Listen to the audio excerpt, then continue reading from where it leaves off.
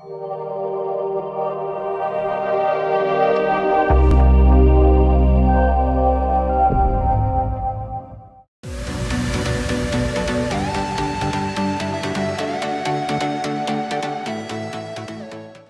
Bono adalah salah satu desa di Kecamatan Tulung, Kabupaten Klaten, Provinsi Jawa Tengah.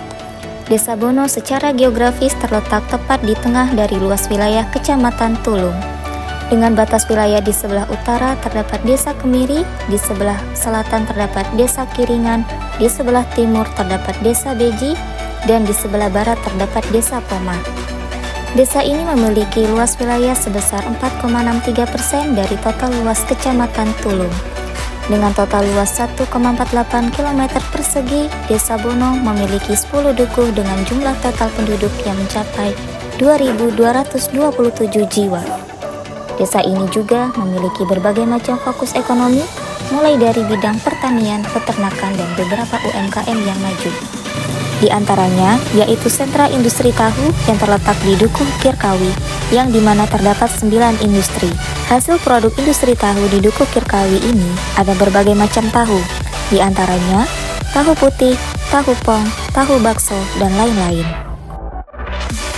Selain terdapat industri tahu di Dukuh Kirkawi, Desa Bono juga memiliki industri pembuatan baklok dan budidaya jamur yang terletak pada Dukuh Telogowono. Dalam pembuatan baklok, biasanya industri ini setiap minggunya dapat membuat 1000 baklok. Untuk budidaya jamur, industri ini melakukan pemanenan by order sehingga tidak ada angka satuan pasti pemanenan per harinya. Jenis jamur yang dikembangkan dalam usaha ini ada 2 macam, yaitu jamur tiram dan jamur kuping. Karena sudah memiliki identitas produk yang berkualitas unggul, sehingga menjadikan pasar dari kedua UMKM ini sudah mencapai wilayah kabupaten. Assalamualaikum warahmatullahi wabarakatuh. Perkenalkan, saya Ibu Elisa atau di budidaya jamur UU Jamur atau juga di untuk produksi rumah keripik jamur Ngudi Rezeki. Kita budidaya jamur tiram dimulai dari sekitar tahun 2014-an, dari mencoba untuk membuka usaha baru. Dulunya kan kita jamur merang, dimana prosesnya prospeknya lebih menguntungkan jamur tiram. Kita beralih ke jamur tiram mulai tahun 2014 dengan masih menggunakan manual. Proses pembuatan jamur tiram ini memerlukan bahan dasar serbuk gergaji. Kita pilih serbuk gergaji Sengon.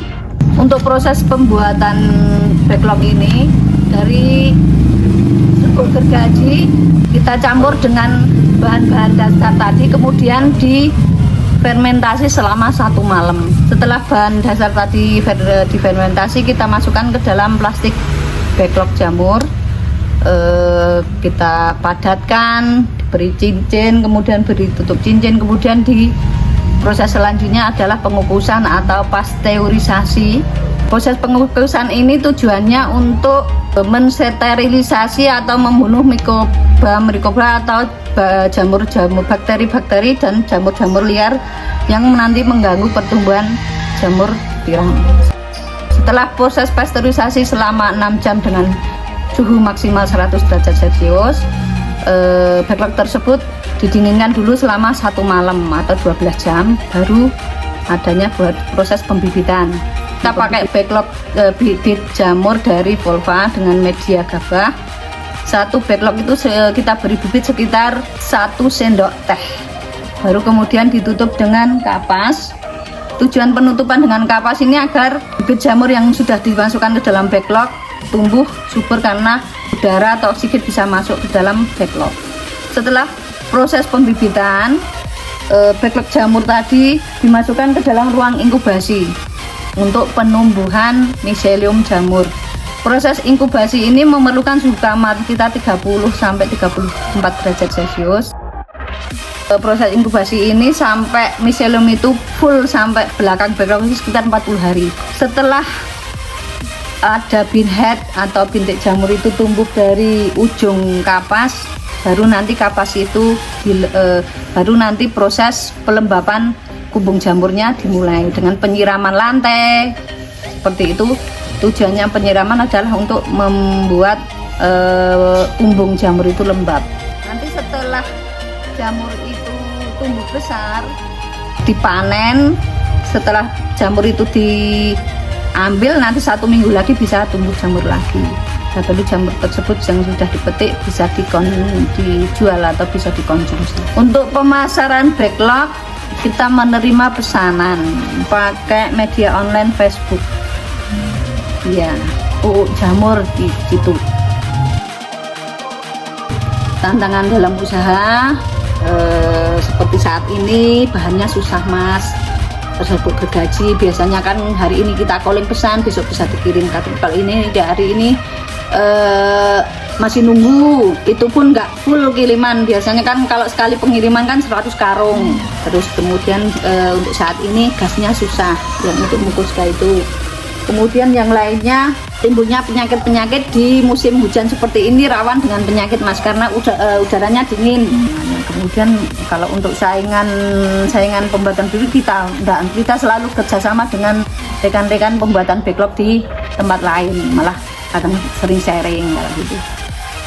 Harapannya yang jelas, yang pertama bahannya gampang kita dapat.